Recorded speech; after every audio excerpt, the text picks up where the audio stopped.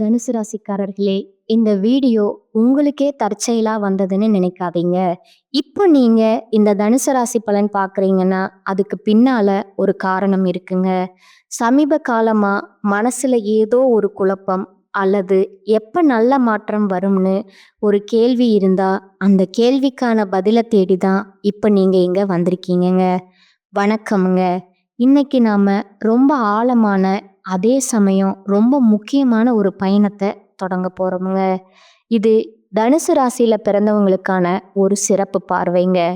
உங்க வாழ்க்கையில நீங்க சந்திக்கிற ஒரு பெரிய முரண்பாடு உங்க பண நிலைமைங்க.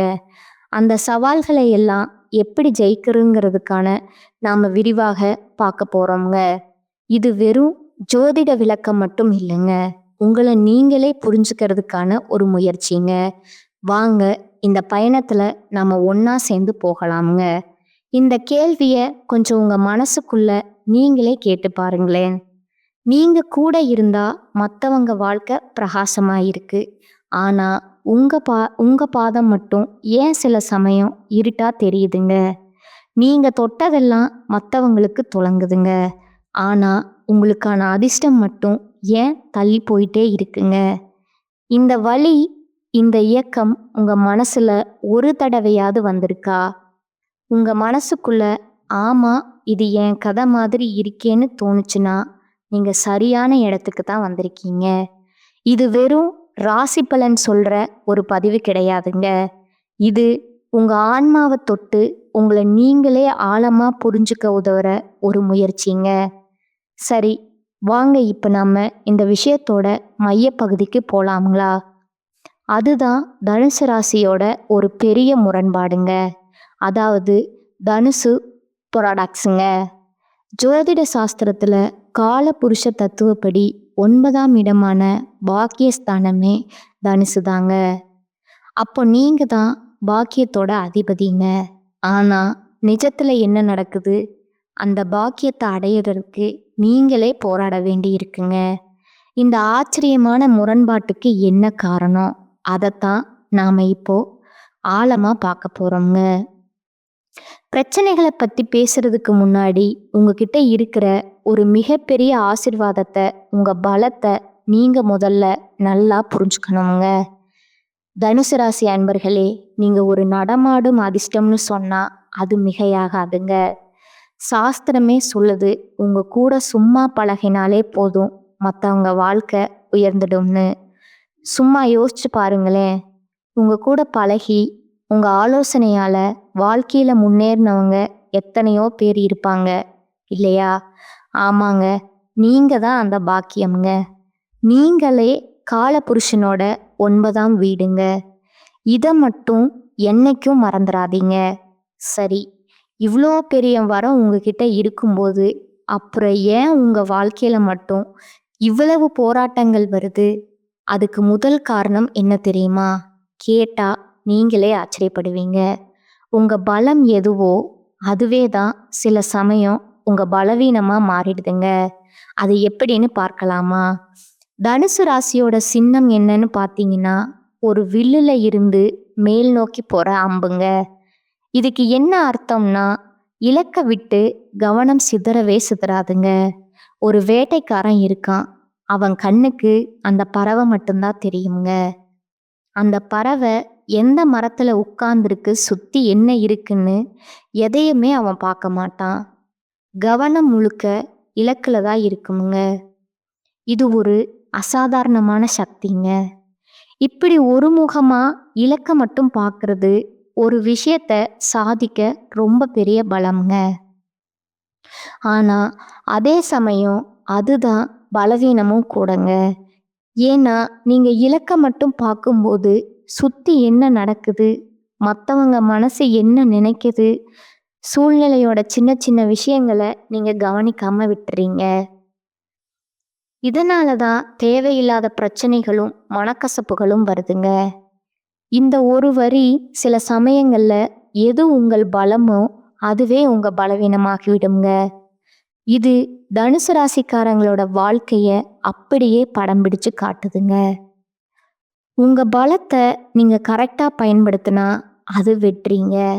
ஆனா அதுவே கொஞ்சம் எல்லை மீறி போச்சுன்னா அதுவே பிரச்சனைக்கு காரணமாயிடுதுங்க. இது ஒரு நிமிஷம் அமைதியா யோசிச்சு பாருங்க. இப்போ உங்க பணப்பிரச்சனைக்கும், உறவு சிக்கல்களுக்கும் மிக முக்கியமான ஒரு ஜோதிட காரணத்த நம்ம பார்க்க போறோம்ங்க. இது உங்க ஜாதகத்திலேயே இருக்கிற ஒரு அமைப்புங்க. ஆனா ஒண்ணு ஞாபகம் வச்சுக்கோங்க. விதிய மதியால ஜெயிக்க முடியுங்க. இத கொஞ்சம் கவனமா கேளுங்க. உங்க ராசிநாதன் யாரு? குரு பகவான்ங்க. அவர் உங்க ஜாதகத்துல பணம், குடும்பம், வாக்குஸ்தானம்னு சொல்ற 2ஆம் வீட்ல போய் நீச்சமடைகிறாருங்க. சிம்பிளா சொல்லணும்னா உங்க பணமே உங்க பணவரவுக்கான இடத்துல வீக் ஆகுதுங்க. இதோட விளைவை எங்க வந்து அடிக்கும் தெரியுமா? இதோட விளைவு உங்க வார்த்தைகள்ல தான் வெளிப்படுங்க. நீங்க சும்மா விளையாட்டுக்கு ஒரு வார்த்தை சொல்லுவீங்க. ஆனா அதை கேட்குறவங்க மனசு ரொம்பவே பாதிக்குமுங்க. வேலையில பர்ஃபெக்டா இருக்கணும்னு சொல்லி நீங்க பேசுற ஒரு கடுமையான வார்த்தை ஒரு நல்ல நட்பையே முறிச்சிடுங்க. இதனால தான் பார்ட்னர்ஷிப் பிரியுதுங்க. நண்பர்கள் விலகுறாங்க. குடும்பத்திலையும் சண்டை வருதுங்க. இது எல்லாமே ஒன்று சேர்ந்து உங்களுக்கு வரவேண்டிய பணத்தை நேரா தடுக்குதுங்க. நான் ஒரு நிஜ சம்பவத்தையே சொல்றேன், கேளுங்க. எனக்கு தெரிஞ்ச ஒரு தனுசு ராசிக்காரர். அவர் ஒரு சூப்பரான மெக்கானிக்குங்க. அவர்கிட்ட வேலை பார்த்த ஒரு பையன் ரொம்ப நல்ல வேலை செய்வாங்க. ஆனா இவரோட அந்த ஓவர் பர்ஃபெக்ஷன் வேலை நேரத்துல ஏன் ஃபோன் பார்க்குறேன்னு கொஞ்சம் கடுமையா கேட்டுட்டாருங்க. அவ்வளோதான், அந்த பையன் வேலையை விட்டுட்டே போயிட்டாங்க. அவன் இருந்தப்போ மாசம் 80 வண்டி பார்த்த இடத்துல இப்போ இவரால 40 வண்டி கூட பார்க்க முடியலங்க. வருமானமும் பாதியா குறைஞ்சு போச்சுங்க. எதுக்கு? சில வார்த்தைகளால. சரி, இவ்வளவு நேரம் பிரச்சனைகளை பத்தி பார்த்துட்டோமுங்க. இப்போ மனசுக்கு நம்பிக்கை தர தீர்வுகளை பத்தி பேசலாமுங்களா? உங்க விதியை மாற்றி உங்க பண பிரச்சனையை சரி செய்யறதுக்கு சாஸ்திரங்கள்ல 2 தெளிவான வழிகள் சொல்லப்பட்டிருக்குங்க. வாங்க அது என்னன்னு பார்க்கலாம். இந்த 2 வழிகளும் உங்க ஜாதக அமைப்புல இருக்கிற பிரச்சனைகளை சரி செய்யறதுக்காக இருக்குங்க. முதல் வழி தடைப்பட்டு நிற்கிற பணவரத்தை மறுபடியும் கொண்டு வரதுங்க. 2வது வழி கஷ்டப்பட்டு சம்பாதிச்ச பணம் தேவையில்லாத செலவுல கரையாம உங்க கையிலேயே தங்குறதுக்குங்க. இது ரொம்ப கஷ்டமான பரிகாரம் எல்லாம் இல்லைங்க. மனப்பூர்வமா செய்ய வேண்டிய விஷயங்கள் தாங்க. முதல் பரிகாரம் உங்க பணவரத்தை தடுக்கிறது எதுன்னு பார்த்தா உங்க 2ஆம் வீட்டுக்கு 8ஆம் இடமான சிம்மம் தாங்க. காலபுருஷ தத்துவப்படி சிம்மம்னா இருதயம்ங்க.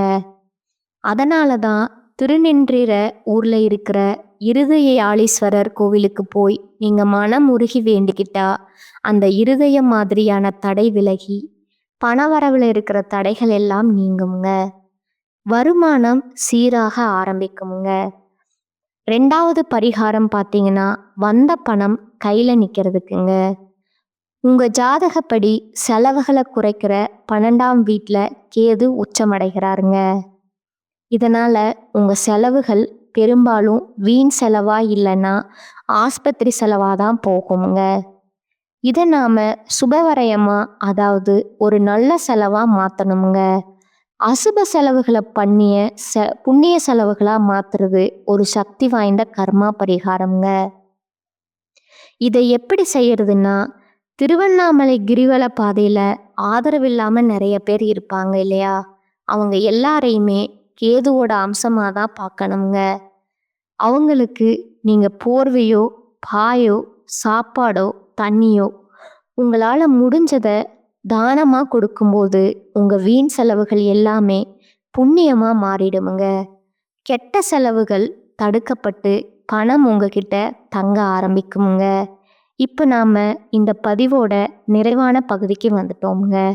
நாம இவ்வளவு நேரம் பேசினதோட சாராம்சம் உங்க விதியை உங்க கையால மாத்துறதுக்கான சாவிங்க. அதைத்தான் இப்ப பார்க்க போறோமுங்க. இது ரொம்ப ரொம்ப முக்கியமான பகுதிங்க. வள்ளுவர் என்ன அழகா சொல்லியிருக்கார் பாருங்க. இனிய உளவாக இன்னாத கூறல் கனி இருப்ப காய் கவர்ந்தற்றுன்னு. அதாவது நல்ல வார்த்தை இருக்கும்போது கடுமையான வார்த்தை பேசுறது, பழம் இருக்கும்போது காய் பறித்து சாப்பிட்ற மாதிரிங்க. உங்க பிரச்சனைக்கான மிகப்பெரிய தீர்வு 2000 வருஷத்துக்கு முன்னாடியே சொல்லியாச்சுங்க. நல்லா பேச முடிஞ்சா பேசுங்க, இல்லையா அமைதியா இருந்துருங்க. உங்க மௌனம் கூட உங்களுக்கு வெற்றியை தேடி தருங்க. நீங்க எந்த கோயிலுக்கு வேணா போங்க, என்ன பரிகாரம் வேணா செய்யுங்க. ஆனா உங்ககிட்டயே இருக்கிற மிகப்பெரிய பரிகாரம் என்ன தெரியுமா? உங்க நாக்கு தாங்க. உங்க வார்த்தையை தான் உங்க செல்வத்தை உருவாக்குதுங்க. உங்க வார்த்தை தான் அதை அழிக்கவும் செய்யுதுங்க. இந்த ஒரு உண்மையை நீங்க மனசார உணர்ற அந்த நிமிஷம் உங்க தலைவிதி மாற ஆரம்பிச்சிடுமுங்க.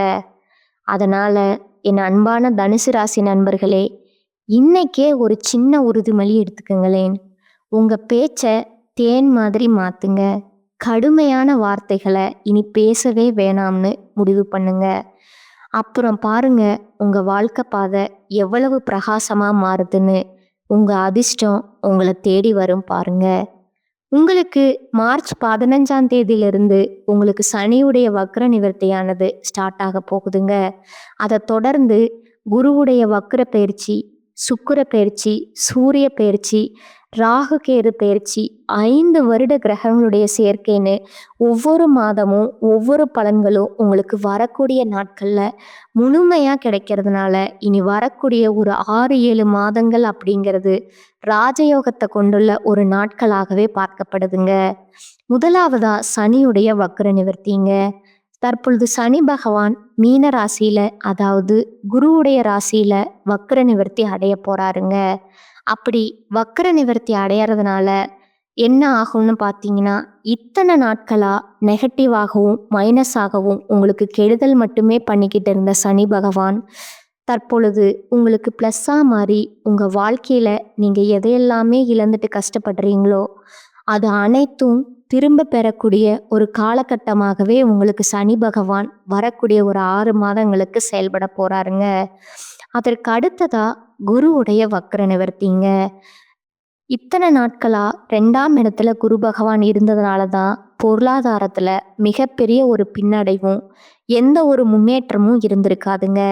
தற்பொழுது 2ஆம் இடத்துல இருக்கக்கூடிய குரு பகவான் 3ஆம் இடமான லக்னஸ்தானத்தை நோக்கி போகிறதுனால ஒட்டுமொத்த குரு பயிற்சி பலன்களும் தற்பொழுது உங்களுக்கு முழுமையாக கிடைக்க போகுதுங்க. அதன் மூலமாக பொருளாதாரத்தில் ஒரு மிகப்பெரிய அற்புதம் நடக்க போகுதுங்க. அதற்கு அடுத்ததா சுக்கிர பயிற்சிங்க. சுக்கிர பயிற்சியை பொறுத்த வரைக்கும் இது 12 ராசிகளுக்குமே பொது பலன்களாக பார்க்கப்படுதுங்க. இதன் மூலமாகவும் நிச்சயம் உங்களுக்கு கூடுதல் முன்னேற்றம் அப்படிங்கிறது கண்டிப்பாக ஏற்பட போகுதுங்க. அதற்கு அடுத்ததா ராகு கேது பயிற்சிங்க. ஐயோ, ராகு கேது பயிற்சி அது சொன்னாவே எல்லாருமே பயப்படுவாங்கங்க. ஏன்னா கடந்த ஒரு 2 ஆண்டுகளாகவே இந்த ராகு கேது பயிற்சி காலகட்டங்களில் தான் நிறைய பிரச்சனைகளும், உடல் சார்ந்த பிரச்சனைகள், இழப்புகள், ஒரு பிஸ்னஸ் லாஸ் ஆகிறது, இந்த மாதிரி கெட்ட விஷயங்கள் எல்லாமே உங்களுக்கு அந்த காலகட்டங்களில் அமைஞ்சிருக்குதுங்க. இதற்காகவே ராகு கேது பயிற்சி வந்தாவே இந்த மாதிரி நடக்கும் அப்படின்னு கிடையாதுங்க. ஆனால் தற்பொழுது வரக்கூடிய ராகு கேது காலகட்டம் அப்படிங்கிறது நிச்சயம் உங்களுக்கு கடந்த காலகட்டங்களில் உங்கள் வாழ்க்கையில் பொருளாதாரத்தில் நீங்கள் எதையெல்லாம் இழந்தீங்களோ அதை அனைத்தும் திரும்ப பெறக்கூடிய ஒரு காலகட்டமாக பார்க்கப்படுதுங்க. உடல் சார்ந்த பிரச்சனைகள் எல்லாம் நிவர்த்தியாக போகுதுங்க. ஏதாவது ஒரு நோய் நொடி வந்துட்டே இருக்குது, குடும்பத்தில் யாரோ ஒருத்தருக்கு உடம்பு சரியில்லாமல் போயிட்டே இருக்குது அப்படின்னு சொல்கிறவங்களுக்கு இது அனைத்தும் நிவர்த்தி பண்ணக்கூடிய ஒரு காலகட்டமாக இந்த ராகு கேது காலகட்டம் அப்படிங்கிறது பார்க்கப்படுதுங்க. அதற்கு அடுத்ததாக பார்த்தீங்கன்னா 5 வருட கிரகங்களுடைய சேர்க்கை ஒன்றாக இருக்கிறதுனால பொருளாதாரத்தில் ஒரு மிகப்பெரிய உச்சத்திற்கு போகக்கூடிய வாய்ப்புகள் தனுசு ராசிக்காரங்களுக்கு அதிகமாகவே இருக்குதுங்க. கடந்த காலகட்டங்களில் நல்ல ஒரு வேலைங்கிறது கிடைச்சிருக்காதுங்க. ஏதோ ஒரு கிடைக்கிற வேலைக்கு ஒரு 10,000 சம்பளத்துக்கோ 15,000 சம்பளத்துக்கோ பிடிக்காத வேலையை குடும்ப கஷ்டத்துக்காக வேற வழியே இல்லாமல் செஞ்சுட்டு இருந்திருப்பீங்க. ஆனால் இனி வரக்கூடிய நாட்களில் நீங்கள் படித்த படிப்புக்கு ஏற்ற மாதிரியும் உங்களுக்கு பிடிச்ச மாதிரியும் ஒரு அரசாங்க வேலைக்கு ட்ரை பண்ணாலும் சரி, ஒரு ஐடி வேலையோ, ஒரு ப்ரைவேட் வேலையோ, பேங்க் சைடோ, நீங்கள் எந்த வேலைக்கு ட்ரை பண்ணாலும் அந்த வேலை அப்படிங்கிறது உங்களுக்கு நிச்சயமாக கிடைக்க போகுதுங்க. கோர்ட்டு கேஸ்ன்னு ரொம்ப நாட்களாக அலைஞ்சிட்டு இருக்கிற நபர்களுக்கு விரைவிலேயே உங்களுக்கு சாதகமான தீர்ப்பு வருமுங்க. சொத்து பிரச்சனையும் உங்களுக்கு சாதகமாகவே முடியுமுங்க. சனி பகவானுடைய பார்வை உங்களுக்கு நேரடியாகவே இருக்குதுங்க. அதன் மூலமா வருமானம் அப்படிங்கிறது பல வழிகள்ல வந்து சேருமுங்க. அரசியல்வாதிகளை பொறுத்த வரைக்கும் புதிய பொறுப்புகள், புதிய பதவிகள் தானாகவே வந்து சேருமுங்க. உங்களுடைய செல்வாக்கு உயருமுங்க. உடல் ஆரோக்கியம் மேம்படுமுங்க. சங்கடங்கள் நீங்குமுங்க. நீங்க உங்க திருமண வாழ்க்கைக்காக போராடிட்டு இருக்கிறவங்களுக்கு சீக்கிரமே உங்களுக்கு வரக்கூடிய நாட்கள்ல திருமண வாழ்க்கைக்குள்ள நீங்க அடி எடுத்து வைக்க போறீங்க. அதே மாதிரி குழந்தை பாக்கியம் இல்லாதவங்களுக்கு சீக்கிரமே உடல் சார்ந்த பிரச்சனைகள் அனைத்தும் நீங்கி குழந்தை பாக்கியம் அப்படிங்கிறது விரைவிலே உங்களுக்கு நடக்க போகுதுங்க. அடுத்ததா உங்களுடைய நட்சத்திர பலன்களை பார்க்கலாங்களா? முதலாவதா மூல நட்சத்திரக்காரர்க இனி வரக்கூடிய நாட்கள்ல தன்னம்பிக்கையுடனும் துணிச்சலாகவும் எதிலும் ஈடுபட்டு வெற்றி காண்பீர்கள். எதிர்பாராத செலவு உண்டாகுமுங்க. இரவு பகலா உழைக்க வேண்டி இருக்குமுங்க. அடுத்தவர் வேலையும் தானே செய்யும் நிலை உருவாகுமுங்க. எனினும் உதவிகள் கிடைக்குமுங்க. வரவேண்டிய பணம் இழுபறியாக இருந்தாலும் வந்து சேருமுங்க. அரசியல்வாதிகளுக்கு மேலிடத்தில் இருந்த சந்தோஷமான செய்தி வருமுங்க. தொண்டர்கள் உங்கள் சொல்படி நடந்து கொள்வது உங்களுக்கு மகிழ்ச்சியை தருமுங்க. ரெண்டாவதா பூராடம் நட்சத்திரக்காரங்க இனி வரக்கூடிய நாட்கள்ல மாணவர்களுக்கு கல்வியில முன்னேற்றம் காண கடுமையா உழைக்க வேண்டி இருக்குமுங்க. கல்விக்கான செலவு கூடுமுங்க. கொடுத்த வேலையை சரியான நேரத்துல செய்து பெயர் எடுப்பீங்க. பல விதத்திலும் பண வரத்து உண்டாகுமுங்க. ஆனாலும் சுப செலவுகள் அதிகரிக்குமுங்க. நீண்ட நாட்களா இழுபறியா இருந்த காரியங்கள் நன்றாக நடந்து முடியுமுங்க. மூன்றாவதா உத்திராடம் 1ஆம் பாதம்ங்க. இனி வரக்கூடிய நாட்கள்ல தொழில் வியாபாரத்துல வேகமான முன்னேற்றம் இருப்பது கடினமுங்க. சரக்குகளை வாடிக்கையாளர்களுக்கு அனுப்பும்போது கவனம் தேவைங்க. உத்தியோகத்துல இருப்பவர்கள் மற்றவர்களை நம்பி பொறுப்புகளை ஒப்படைக்காமல் இருப்பது நல்லதுங்க. எதையும் செய்து முடிக்கும் சாமர்த்தியம் வருமுங்க. கொடுத்த வாக்கை காப்பாற்ற பாடுபடுவீர்கள். வெளியூர் பயணம் செல்ல நேரிடுமுங்க. உங்களுக்கான பரிகாரம் பார்த்தீங்கன்னா நாக தேவதையை வணங்குவது நன்மை தருமுங்க. இந்த சேனல் உங்களுக்கு பிடிச்சிருந்தா லைக் பண்ணிக்கோங்க, ஷேர் பண்ணிக்கோங்க. வாழ்க வளமுடன், வாழ்க பல்லாண்டு. நன்றி, வணக்கம்.